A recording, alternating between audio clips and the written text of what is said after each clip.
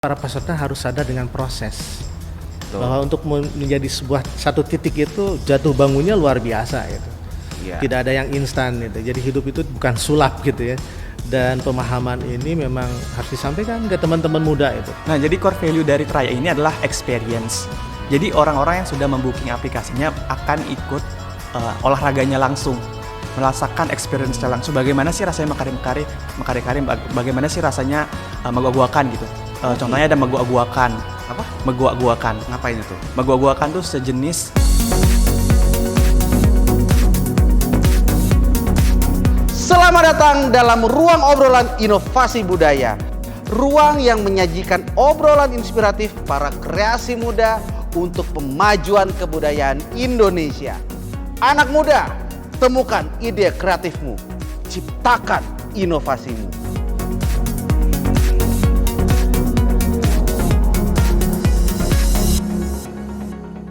Halo Sobat Budaya, saya Deddy Sadiswara. Kita di ruang obrolan inovasi budaya. Ngobrol-ngobrol semua hal, pokoknya yang positif, yang menginspirasi. Dan seperti biasa saya tidak sendirian, karena saya sudah ditemani oleh beberapa narasumber yang juga bakal bongkar ilmu, bagi-bagi ilmu supaya bisa kamu serap pastinya.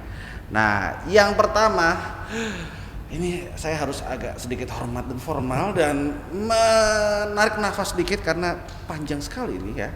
Sudah ada tamu kita, Direktur PTLK, Direktorat Jenderal Kebudayaan, Kementerian Pendidikan dan Kebudayaan, Bapak Yudi Wahyudin. Assalamualaikum. Waalaikumsalam Pak. Apa Salam kabar, sehat, Pak? Alhamdulillah. Iya, ini panjang banget sampai ada singkatannya juga Pak ya. Iya. Ini. Nah, PTLK itu apa Pak? PTLK itu Direktorat Pembinaan Tenaga dan Lembaga Kebudayaan. Oke. Ini salah satu direktorat di Direktorat Jenderal Kebudayaan yang Oke. menangani pelaku dan lembaga kebudayaan. Baik. Itu kartu namanya Bapak ada satu atau ada sikulnya gitu Pak, mesti jejer gitu. Panjang banget ini Pak. Iya. Gelarnya panjang nih. Nah, kalau satu lagi juga panjang. Mari kita sambut Kadek. Udah kan? Kadek Danayasa. Oh, Kadek Danayasa. Oke. Lebih panjang lagi rupanya. Dua kata. Kadek Danayasa dari Iya. mana? Saya aslinya Bali. Oh, bukan, kamu itu mewakili institusi. Oh, saya dari apa? Traya, Travel Budaya. Nah, itu Traya. Saya tahu kamu dari Bali. Oh iya. Sangat jelas gitu. Traya itu apa ya? Traya itu Traya itu singkatan dari Travel Budaya. Jadi Travel Budaya adalah sebuah platform yang menyediakan booking service olahraga tradisional. Untuk sekarang khususnya Bali, olahraga tradisional. Wih, asik. Sesuatu yang baru ini sepertinya. Baru kita dengar juga dan baru saya dengar juga, nanti kita akan tanya-tanya lagi ya. Tapi sebelumnya Pak, saya ingin tanya ke Bapak sekarang mengenai kemah budaya kaum muda Pak. Itu acara asik banget, saya pernah ke sana ya. Pas pertama kali saya datang, rame dengan anak-anak muda, tapi yang lebih penting adalah rame dengan ide-ide segar mereka. Seru ya? Seru banget, semangatnya inovatif banget. Nah, saya pengen tanya Pak, itu kan ada tagline ya untuk tahun ini ya, tahun kemarin, bahwa tagline-nya itu kreasi muda untuk pemajuan kebudayaan. Nah, pemajuan kebudayaan yang seperti apa dan ke arah mana yang diinginkan oleh pemerintah saat ini Pak? Baik, Mas Denis ya. KBKM itu sendiri kan sebetulnya sudah berlangsung sejak 2019. Oke. Cuma dulu outdoor, dulu di depan Candi Prambanan ada betul-betul kemah gitu ya, jadi pakai tenda dan lain-lain gitu. Dan tahun 2020 kita setting ulang karena pandemi gitu. Betul. Jadi ada sistem regional, sistem nasional dan sebagian online gitu, sebagian online. Nah, kreasi muda untuk pemajuan kebudayaan gitu. Ini kata-katanya kan luar biasa ya, karena pemajuan kebudayaan itu sendiri kan sebetulnya mengacu ke Undang-Undang Nomor 5 2017 tentang pemajuan kebudayaan. Di sana disebutkan atau diamanatkan pemajuan kebudayaan merupakan upaya gitu ya. Upaya bagaimana kebudayaan itu memberikan kontribusi. Oke. Tidak hanya terkait dengan ketahanan budaya, tetapi Oke. juga terkait di era global ini bagaimana sih untuk meningkatkan kesejahteraan gitu ya. Karena kan kebudayaan tidak ansih selalu yang adiluhung, tetapi yang implementatif, yang aplikatif juga perlu itu. Apa itu Pak? Saya nggak ngerti Pak. Banyak gitu. Oke. Misalnya terkait dengan kuliner, banyak Oh, betul oke. itu. Menu-menu yang dari rempah-rempah, apalagi sekarang pandemi ini, herbal itu dari mana itu? Iya, nggak usah herbal Pak. Jengkol juga banyak Pak sekarang. Nah itu terkait itu ya. Cuma intinya sebetulnya KBKM itu sendiri kan ruang ekspresi para kaula muda ya. Ya. Bagaimana mereka mengimplementasikan ide-ide kreatifnya gitu dalam rangka pemajuan kebudayaan, karena sejatinya kebudayaan itu tidak bisa maju kalau tidak gotong royong. Nah, kalau kita lihat data sensus terakhir nih tahun 2020 dari BPS ya, itu milenial itu berkisar 25,8% dari 271 juta penduduk coba. Jadi sangat potensial. Dan apabila kita lihat data, banyak betul itu kaula muda yang karya-karyanya sangat inovatif ya. Dan banyak digemari juga oleh masyarakat itu. Sehingga melihat segmentasi seperti itu, makanya kenapa KBKM segmentasinya itu kaula muda. Yang khusus milenial karena jumlahnya banyak dan karyanya jelas, dan kita sadar betul bahwa pemajuan kebudayaan itu perlu estafet. Dan mereka lah yang akan melanjutkan gitu ya. Estafet pemajuan kebudayaan. Jadi kurang lebih seperti itu ya. Baik. Jadi memang anak-anak muda yang kreatif dan umurnya masih ya generasi milenial ya, betul. Dibahas. Terus apa lagi yang dicari, Pak? Apa kriteria yang dicari sehingga seorang anak muda itu atau beberapa anak muda dalam sebuah kelompok boleh ikutan KBKM? Sifat-sifat apa? Ya, yang pertama tentunya punya ide. Ya. Kita ingin menantang teman-teman atau kaum muda itu untuk mempresentasikan idenya, tidak hanya menyajikan idenya, tetapi membuktikan idenya dalam satu wujud ya, wujud yang bisa dinikmati oleh halayak gitu ya. Kan kadang-kadang orang beride aja sudah takut gitu ya. Ini ide saya bisa dilaksanakan atau tidak. Nah, kelebihan KBKM, ide-ide tersebut akan didampingi oleh para fasilitator. Bagaimana merumuskannya, bagaimana menyajikannya, bagaimana kolaborasinya gitu ya. Jadi jangan takut, karena memang KBKM merupakan ruang ekspresi para kaula muda. Jadi jangan khawatir, jangan takut. Itu kan kadang-kadang orang, aduh ini kan ide aneh nih, ide nyeleneh nih. Daftar saja dulu, kita duduk bersama, kita diskusi, nanti didampingi para fasilitator, kita kerucutkan tuh idenya sampai menjadi produk gitu. Seperti itu. Ya, ada banyak ketakutan biasanya ya dari anak muda, terutama yang mereka mungkin masih belum berpengalaman dalam mengasah ide ataupun mewujudkan ide mereka gitu. Wah, ini sebenarnya PR gede ya, Pak ya. Betul. Dan harapan kita KBKM kedepannya lingkupnya tidak hanya Direktorat Tindak Kebudayaan. Gitu. Jadi bisa lintas gitu ya. Dan sebetulnya kan ajang-ajang seperti ini ada juga di kementerian lembaga yang lain gitu. Kalau rohnya sama nih terkait pemajuan kebudayaan, kenapa tidak kolaboratif gitu? Seperti yang selama ini kami usung di program-program yang lain, ada Pekan Kebudayaan Nasional, ada Jalur Rempah, ada Desa Pemajuan Kebudayaan, itu semuanya kolaboratif antar kementerian. Jadi KBKM kedepannya tidak tertutup kemungkinan untuk kolaborasi dengan lembaga atau badan yang lain gitu. Nice gitu. Nah, kita juga tadi sudah membahas bahwa apa-apa saja sifat-sifat yang dicari supaya bisa ikut KBKM bagi anak muda gitu ya.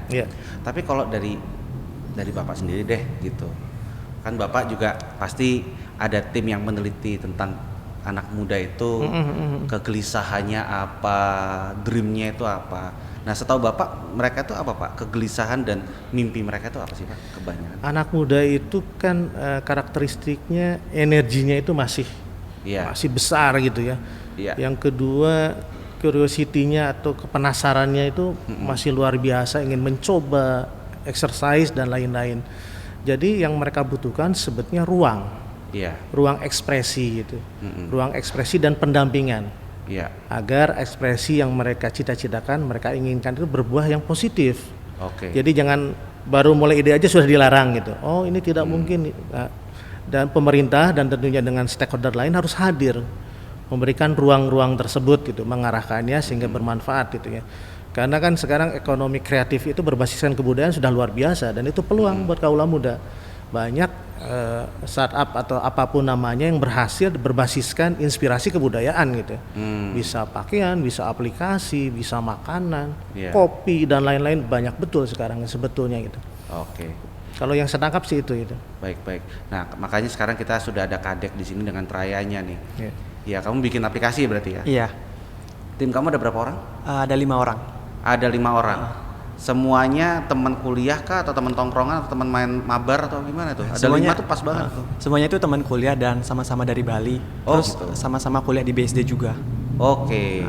Nah, boleh jelasin, kamu kan bikin aplikasi ya untuk apa tadi wisata olahraga di Bali. Itu adalah sesuatu yang menurut saya itu sangat niche banget gitu loh, sangat tersegmen sekali gitu. Idenya dari mana ya? Jadi awalnya saya maunya ikut KBKM yang kategori prakarya, terus mau mengambil permasalahan tentang makanan tradisional. Oke, jadi ada masalah yang kamu cari, kamu temukan, pengen kamu kasih solusi gitu ya? Benar. Terus karena kami bertiga kebetulan backgroundnya itu teknologi pangan. Nah habis itu karena di PPKD Bali itu tidak terdapat permasalahan yang signifikan terhadap makanan tradisional. Apa PPKD. Wah, hari ini banyak singkatan soalnya Pak. Ini Pak. Pokok permasalahan daerah. Pokok permasalahan daerah. Oh, oke. Pikiran daerah. Oh, pokok pikiran daerah. Isinya ada permasalahan, ada strategi, ada data gitu. Itu ada datanya ya Pak Ada. ya? Ada rilisnya dan itu tercatat semua ya? Oke, lalu? Karena makanan tradisional tidak terlalu signifikan. Kalau nggak salah nggak ada juga yang di PPKD 2018. Jadi kami nyari permasalahan yang lain. Terus ketemulah olahraga tradisional. Terus kebetulan saya juga punya teman 2 orang yang jurusan software engineering. Kebetulan juga bisa buat website. Akhirnya kami memutuskan untuk membuat Raya ini. Oke, ini yang menurut saya menarik Pak Yudi gitu. Karena dia nggak cuma aplikasi untuk wisata dan olahraga aja, tapi wisata olahraga Bali. Saya pengen tahu olahraga Bali itu apa aja sih ya Bang? Olahraga Bali mungkin beberapa orang mungkin udah tahu yang mempantigan, mungkin yang bulat di atas lumpur ya. Oh ada ya? Ada. Wih. Cuma sebenarnya olahraga di Bali itu banyak sekali dan ada di berbagai tempat di Bali. Contohnya ada Meguak-guakan. Apa? Meguak-guakan. Ngapain itu? Meguak-guakan tuh sejenis jadi ada barisan orang yang saling pegang gitu. Terus ada satu orang di depan, terus yang di depan tuh nyari ekornya. Kayak main kejar-kejaran gitu? Iya, kayak induknya nyari ekornya gitu pokoknya. Gitu ya, ngejar-ngejar gitu. Ngejar-ngejaran gitu. Itu berasal dari buleleng, olahraga tradisionalnya. Oh itu maksudnya kategori olahraga Olahraga ya? Permainan berarti? Termasuk olahraga juga, tapi termasuk permainan juga. Oke. Termasuk dua-duanya. Mepatikan tadi menarik gitu. Kamu harusnya undang Conor McGregor itu ya. Lumpur-lumpuran di Bali gitu. Iya. Asik. Terus ada satu lagi namanya Makare-kare. Makare-kare? Jadi itu perang pandan, pakai daun pandan gitu. Oh, ada tajamnya kan itu? Ada durinya kan? Ada durinya. Wih. Terus yang perang itu nggak pakai baju, jadi cuma pakai kain. Ekstrim sport dong jatuhnya. Iya, tapi itu bisa dibilang lumayan sakral. Jadi cuma di hari-hari tertentu aja. Oh oke. Ada berapa banyak olahraga Bali yang sekarang sudah dicakup oleh Traya? Untuk sekarang kami baru 3 yang tadi saya sebutkan saja.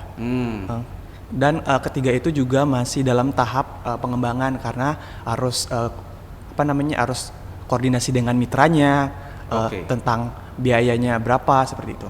Pengguna aplikasi aplikasi apakah bisa ikutan sebagai peserta olahraga tersebut, bukan hanya penonton saja. Jadi misalkan saya pengen ikut Makare-kare gitu. Saya tahu itu ritual ya mungkin ya. Tapi siapa tahu kan ada penonton yang pengen ikutan, apakah bisa? Nah, jadi core value dari Traya ini adalah experience. Jadi orang-orang yang sudah membooking aplikasinya akan ikut olahraganya langsung, merasakan experience-nya langsung. Bagaimana sih rasanya Makare-kare, bagaimana sih rasanya Meguak-guakan gitu. Jadi ikut langsung dengan mitranya gitu. Wow. Oke, ini sesuatu yang baru saya dengar sih sebenarnya. Dan bisa jadi kalau nggak ada KBKM ini mungkin akan jadi sebuah aplikasi yang cuma gagasan saja gitu, yang mungkin nggak ke-expose gitu Pak. Gitu. Dan ada berapa banyak Pak peserta kemarin KBKM itu Pak? Kalau pesertanya sih ribuan ya. Dan kalau di total karena kan ada yang satu kelompok itu 5 orang. Ada yang 3 orang gitu ya, tergantung dari aplikasi atau prakarya. Dan kita juga dari awal sudah sepakat nih, anggotanya itu harus ada dari kaum Hawa gitu, tidak Adam semua. Jadi kita sudah melihat komposisi seperti itu ya, bukan berarti diskriminasi dan lain-lain karena kita melihat harus ada keseimbangan ya, yin dan yang gitu ya. Karena pola pikir, ide kreatif itu antara maskulin dan feminim itu harus seimbang gitu. Makanya kenapa pesertanya juga dibuat jadi persyaratannya seperti itu kan. Sama kan pesertanya ada yang perempuan juga gitu. Apakah harus yang berbasis teknologi semua Pak? Yang menarik memang tergantung dari tema yang diusulkan. Kalau temanya aplikasi, komposisinya tentunya di samping konten Konten itu bisa sejarawan, bisa antropolog, bisa apapun, harus ada yang memahami aplikasi. Oke. Karena ini combine kan, karena kan KBKM itu bagaimana menyelaraskan gitu konten-konten kebudayaan dengan teknologi, Iya. ya, dengan teknologi, kemudian bisa disajikan ke halayak seperti yang dilakukan oleh teman Kadek barusan gitu ya. Iya. Jadi seperti itu. Oke. Nah, balik lagi ke teman-teman Traya sendiri gitu. Tadi kan kalian katanya mau kategori prakarya. Betul. Terus habis itu kalian ke teknologi gitu kan. Yang artinya itu komposisi personil di perusahaan kalian tuh berubah. Sulit nggak transisinya? Ya, transisinya. Jadi kebetulan kan yang prakarya tuh maksimal 3 orang. Yeah. Nah, kami kebetulan udah bertiga kan. Terus ketiga ini teknologi pangan. Cuma karena nggak ada makanan tradisional, jadinya ke olahraga tradisional dan membuat website. Jadinya kami mengajak 2 orang yang software itu. Jadi nggak terlalu sulit sih. Cuma merekrutnya sendiri untuk mengajak teman itu, yang 2 orang itu. Itu ngerekrutnya gimana? Kamu janjikan apa mereka? Jadi biasa seperti biasa langsung aja gitu kayak kamu mau nggak sih ikut KBKM ini, lumayan lo kayak ide kita bisa terrealisasi juga, kayak ada pendampingan juga, jadi bagus banget gitu kan. Terus mereka awalnya kayak mereka kan juga punya kesibukan. Nah, ya pasti. Pasti. So, sibuk nggak? Tapi kan kok sibuk gitu. Iya. Akhirnya tapi setelah dibujuk lagi mereka mau. Mereka berdua itu mau, dan memang mereka itu sudah pernah membuat website sebelumnya, jadi mau. Boleh nanya nggak? Traya itu artinya apa? Travel budaya. Travel budaya, ya kan? Dan ini adalah aplikasi yang kamu bikin dari nol bersama teman-teman. Dari nol, ya. Ya kan? Udah berapa lama? Sorry. Dari bulan Juni ya. Dari bulan Juni Sampai sekarang. sampai sekarang. Bisnis modelnya gimana? Jadi seperti tadi core value-nya sendiri itu experience. Terus duitnya dari? Untuk sekarang kami masih uang lomba itu masih kami simpan, masih kami tabung. Terus kedepannya kami mau mengembangkan lagi aplikasi Traya, terus memperbaiki masalah-masalah yang ada sebelumnya. Enggak, maksudnya untuk mendapatkan revenue, untuk mendapatkan pendapatan, bagaimana Traya bisnis modelnya? Jadi kami kemarin sudah membuat timeline. Jadi kami maunya ikut beberapa. Jadi di kampus kami itu ada namanya STEMpreneur. Jadi untuk mahasiswa-mahasiswa yang sudah mempunyai bisnis lah ibaratkan. Terus kami mau ikut di sana, terus diinkubasi, terus akan dicarikan investor gitu sama kampusnya. Oh, jadi masih benar-benar mengandalkan investor ya, berarti ya. Belum ada pendapatan dari services atau layanan yang kalian berikan. Belum, karena kami sendiri belum launching sih. Oke. Jadi benar-benar kemarin tuh masih perwarupa ya? Iya. Oke. Masih pengembangan. Oke, kembali ke Pak Yudi. Pak, berani banget Pak. Ini ngumpulin teman-teman muda se-Indonesia dan mempercayakan mereka ya yang pemenang-pemenangnya walaupun masih tahap perwarupa. Kok bisa seberani itu, Pak? Ya memang kebudayaan butuh trust ya. Butuh trust, itu butuh kepercayaan, butuh keberanian. Ya. Dan sebetulnya kaula muda kan sudah terbukti ya, kalau kita lihat gitu di Indonesia gitu. Konten-konten negatif selalu ada lah, tapi kita juga harus melihat sisi konten positif kan, di medsos itu banyak betul gitu kaula muda yang berkarya gitu, sehingga sudah selayaknya kita memberikan ruang ke mereka untuk berekspresi.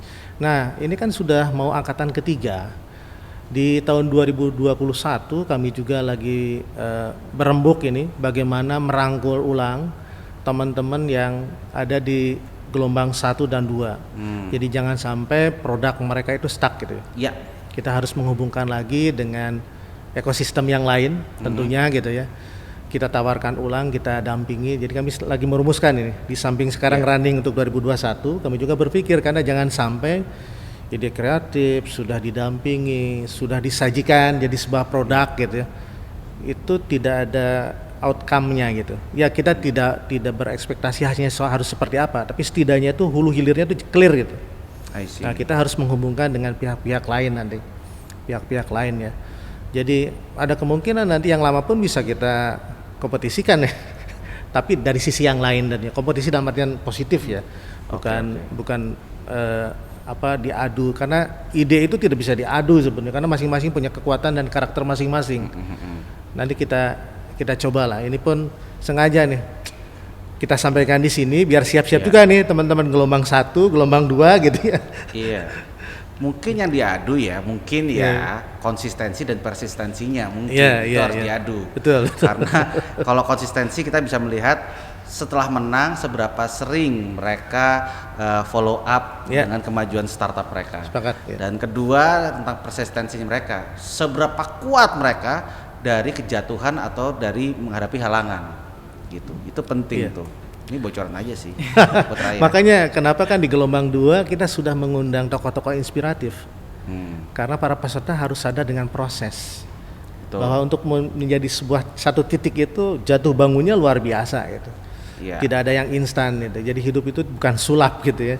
Dan pemahaman ini memang harus disampaikan ke teman-teman muda itu. Karena kan sekarang kalau lihat produk-produk populer sangat konsumerisme, terus pragmatis, pengen cepat, pengen instan gitu. Padahal semuanya itu by proses.